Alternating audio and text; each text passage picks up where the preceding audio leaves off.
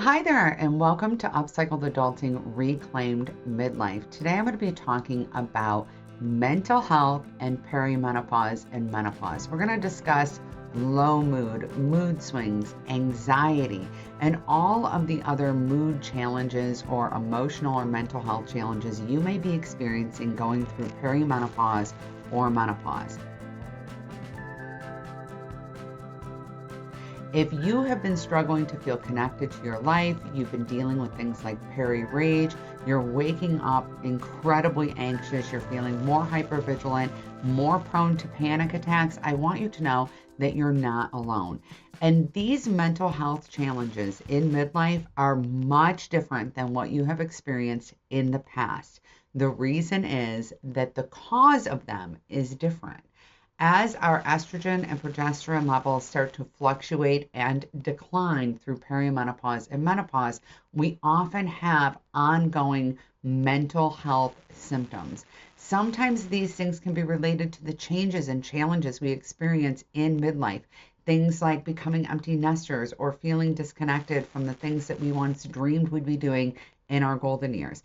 And sometimes they are related to the fact that we are having fluctuations and decreases in neurotransmitters like dopamine, which is the motivation neurotransmitter, serotonin, the happiness transmitter, and GABA, and many other neurotransmitters. So we're experiencing a lot of fluctuations.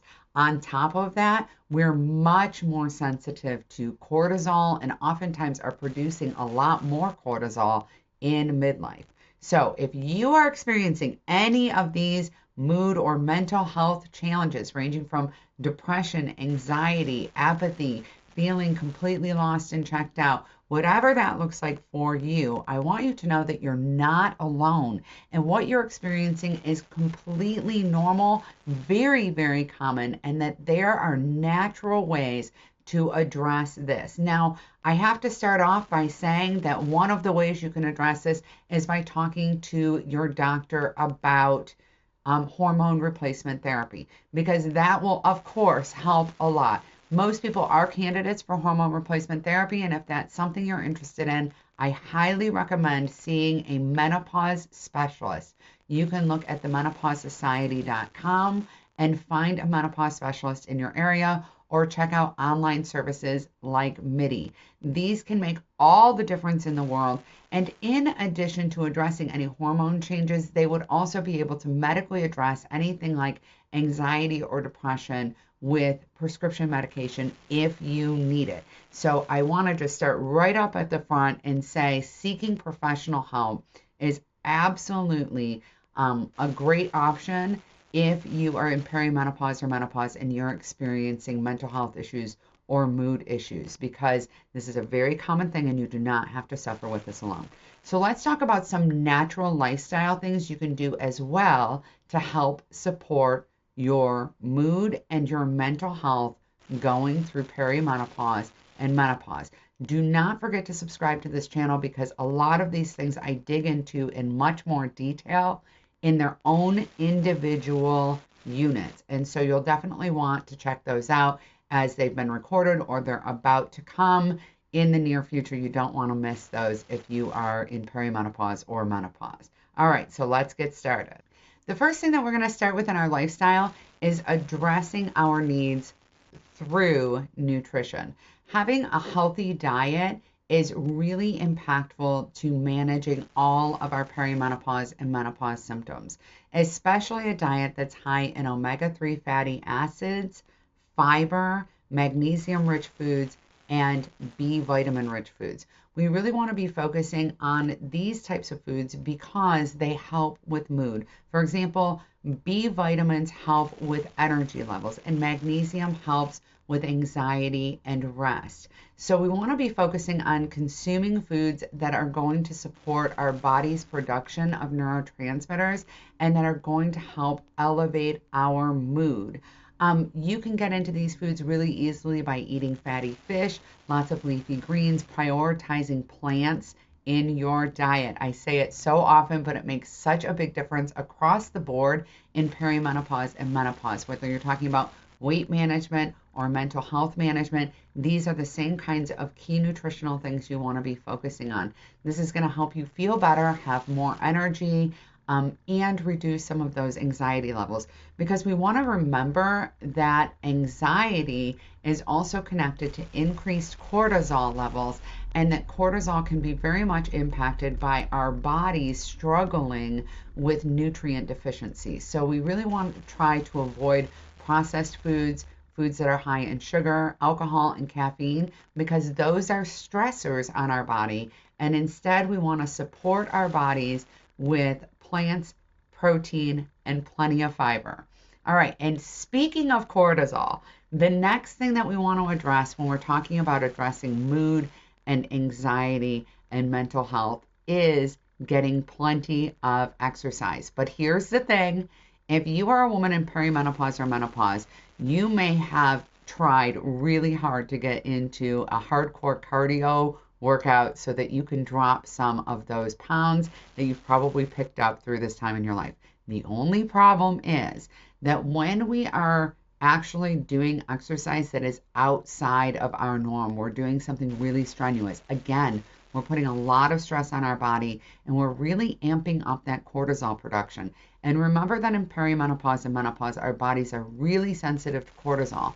And so what that means is you're actually going to, one, maintain or gain belly fat. So it's kind of counterproductive to your weight loss goals. But two, you're going to increase your mental health challenges or your mood issues or your anxiety issues. And so what we want to do instead is focus more on zone 2 cardio. So we want it to be a little bit of a challenge, but not something that is really, really strenuous or difficult. So what we're thinking here is things more like walking and dancing. You want to be in a space where you can have a conversation, but you can't necessarily sing a song. So I like to think of this as the low. You want to be in a space here where you can have a conversation, but you can't sing a song. That's what you're looking at for zone 2 cardio. So nothing that's so strenuous that you're completely out of breath, that you feel exhausted. And after your exercise, it's really important to recognize when you're doing too much. After your exercise, if you're doing too much, you're likely to feel exhausted and tapped out instead of refreshed and energized. So if you're feeling that, you're probably pushing too hard. In addition, we really want to be focusing on strength training, because that is such a great support for our body going through perimenopause and menopause. It can really help with a lot of invasive thoughts about your body and where your body's at. It can help you feel strong and empowered in your body. And of course, we want to lean into practices like yoga and Tai Chi and stretching, things that are soothing and relaxing to our nervous system. If you're dealing with a lot of stress and you're really struggling with stress recovery, I highly recommend taking a look at somatic exercise or somatic workouts. You can find them all over on YouTube. And saying workout is kind of a misnomer, because they're really not strenuous at all. They're very, very relaxing and very soothing to your nervous system. So take a look at those as well. Next up, we really want to be focused on engaging in some stress management techniques. And by stress management techniques, I mean structured, work this into your day, put it in your calendar. This is really, really important. We can no longer play fast and loose with stress management. We want to really engage in things that help us focus on mindfulness and relaxation. This can be things like journaling, gratitude journaling, but I highly recommend practices like meditation, tapping, deep breathing exercises, and progressive muscle relaxation. You can access all kinds of guided progressive muscle relaxation, meditation, and breathing exercises through apps like Headspace and Calm. They have free trials. I recommend checking them out. You can also find some really great YouTube content related to this. And another thing that I think is really, really helpful here is brown or white noise. That can be really soothing.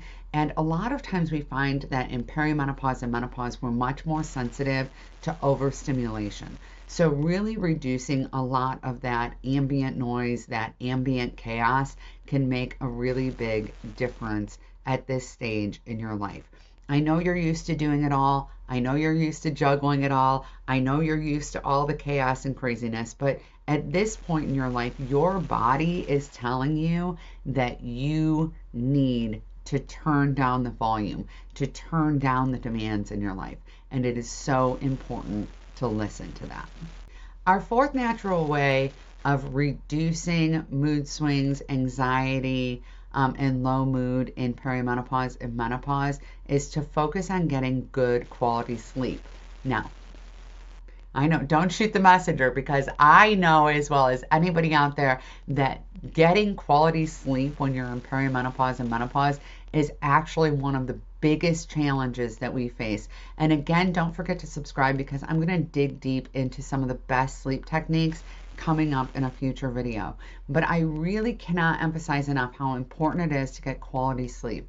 And we really want to drill in on a lot of the things that we already know, but that we really need to be very serious about at this stage in our lives. And that is having a really great bedtime routine that includes a wind down period so that you actually are ready to rest. So we want to make sure that we are drinking chamomile tea, reading a book. I prefer nonfiction for this so I don't get sucked into a really good book. And to turn off those screens at night, because we're much more sensitive to the blue light. Get that screen out of your bedroom. I don't know who needs to hear that, but get it out of your bedroom. It makes a big, big difference. We want to keep our bedrooms cool and dark. And when I say cool, I'm talking about 63 to 68 degrees and nice and dark.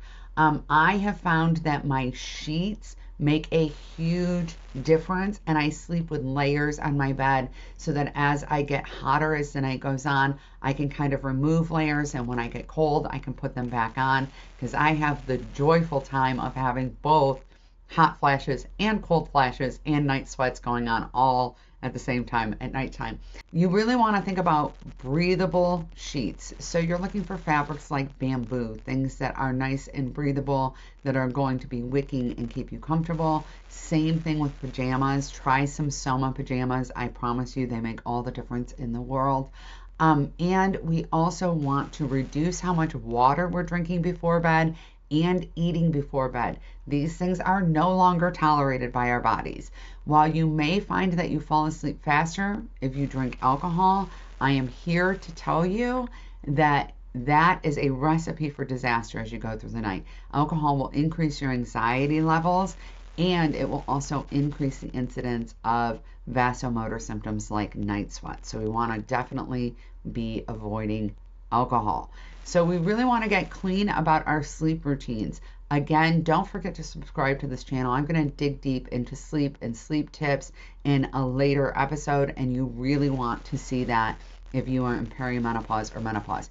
Getting good quality sleep is hugely impactful to every menopause symptom. Sleep is actually the cornerstone habit, and people do not talk about this enough, in my opinion.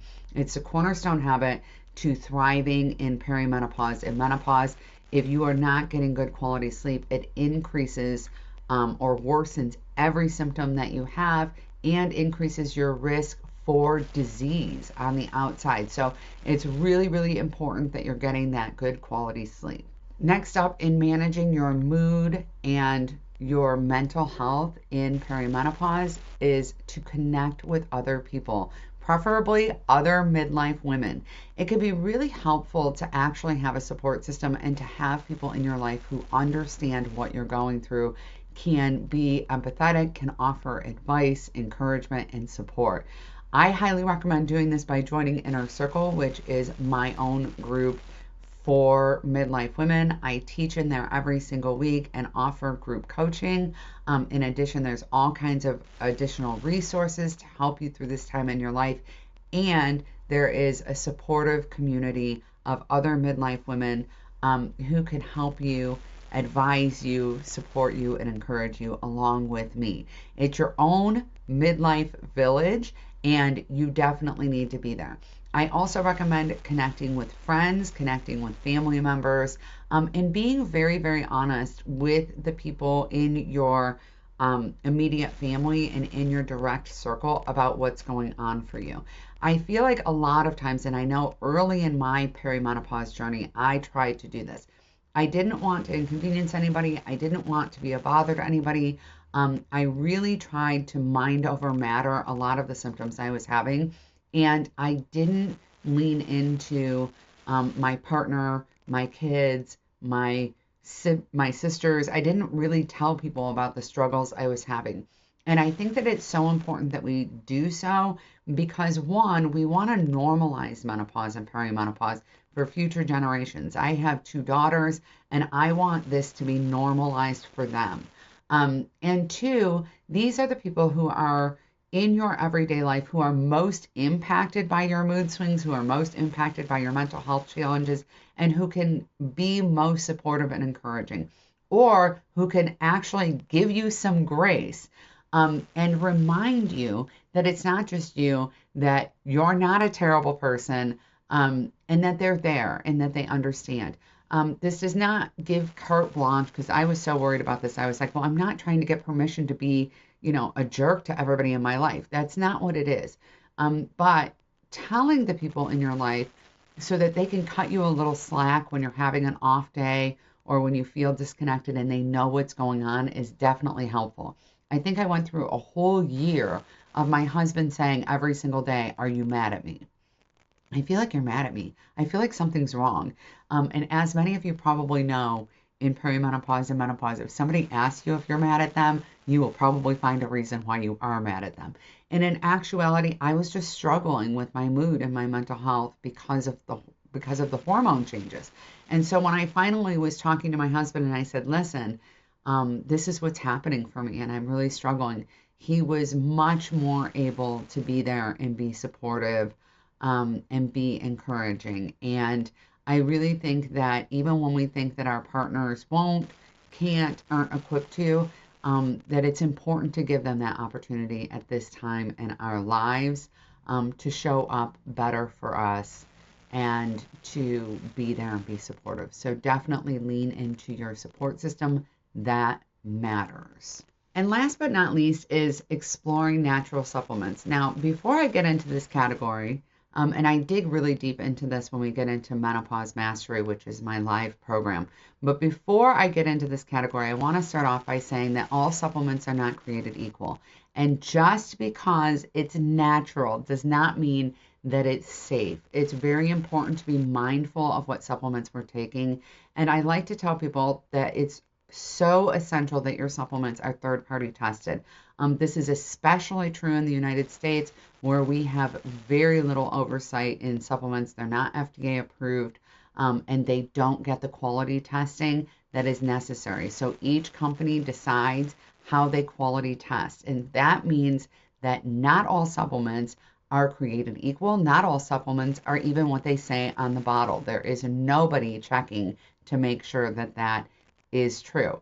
So it's really important that we go with third-party tested supplements. I like supplements from brands like Thorne, Pure, and Rootology. Those can all be found on Amazon, so they're actually pretty easy to get. The Pause Life is a great place to get supplements, which you may be familiar with. It is Dr. Mary Claire Haver's company. I like a lot of their supplements too. But what we're looking for in supplements when it comes to mood and mental health is we're looking at things like omega-3s, which help a lot with neurotransmitter production.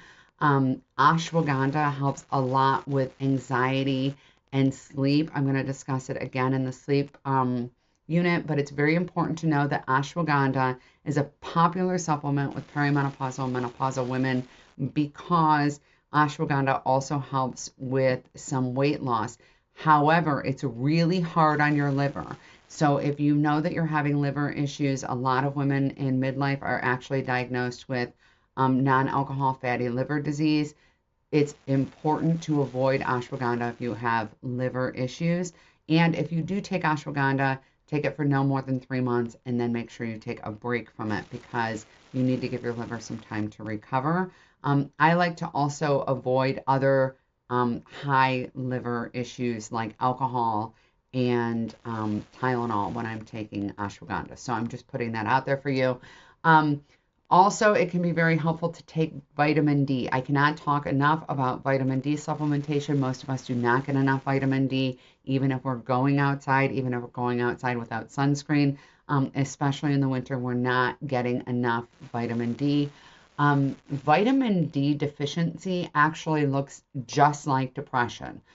So making sure that you get plenty of vitamin D in your diet is really important for your mental health. It's also really important for bone health. And in perimenopause and menopause, as we know, osteoporosis is always a risk. Our bones need vitamin D in order to stay strong. So it's really important that we are consuming plenty of vitamin D. You are probably not getting enough vitamin D in your diet. Spoiler alert. So supplementing vitamin D can be very helpful. And supplementing B vitamins, particularly B12. I like to use a sublingual under the tongue because it can be hard to digest, but can be really, really great for energy. So those are the supplements, some of the supplements that I recommend. Again, I dig really deep into supplements in Mental Mastery or Menopause Mastery and help you create your own personalized menopause plan, including supplementation. It's really important if you're taking supplements to consult your physician or to talk to a naturopath.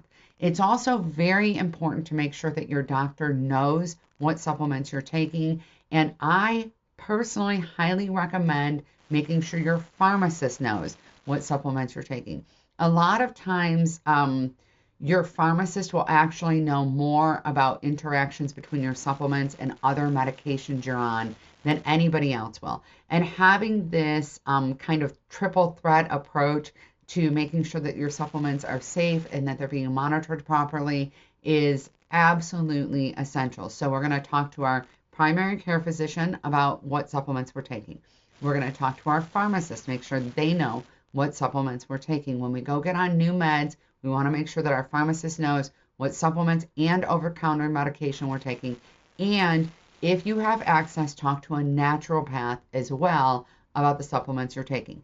If you are going to a compounding pharmacy for any reason, and I know a lot of women in perimenopause and menopause go to compounding pharmacies for things like GLP-1s and for bioidentical hormones. If you're seeing a compounding pharmacist for any reason, speak to that pharmacist also about your supplements and over-the-counter medications. They're going to know the ins and outs about what interacts with what and be able to really give you some good advice. We need to stop acting like supplements are a throwaway thing that we don't need to think about. They're really important. They make a huge difference in naturally managing menopause and other symptoms, but they also can interact with other drugs we're taking, and they can be contraindicated by other health conditions we have, as I just pointed out with ashwagandha and liver issues. I actually found out one of my kids has a liver condition and they started taking ashwagandha to help them sleep, and they were telling me about it, and I said, oh my gosh, yeah, you can't be on ashwagandha with a liver condition without talking to your doctor. This can be really unsafe. So they stopped taking it and now they're feeling a lot better, and they're taking magnesium instead, which I am going to dig deep into when we start talking about sleep. We're going to talk a lot about magnesium and why magnesium is so important.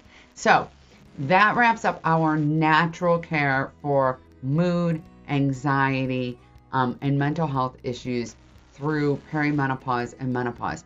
I cannot emphasize enough how important professional care is if you're struggling with mental health issues through perimenopause and menopause. Please do not dismiss this. There has been a dramatic increase in suicide rates in women in perimenopause and menopause. It is very important that you talk to your healthcare provider. Consider therapy. There's a lot of online resources for therapy as well. Consider speaking to a menopause specialist about hormone replacement therapy and medication approaches. Just because you go on medication for anxiety, depression, or any other mood challenges or mental health challenges you're having in menopause Doesn't mean you'll have to be on those medications for life. For those of you who are concerned about adding in a medication that you have to be on forever and you don't want to do it forever, I just want you to know it doesn't have to be forever, but you do need to get your head above water.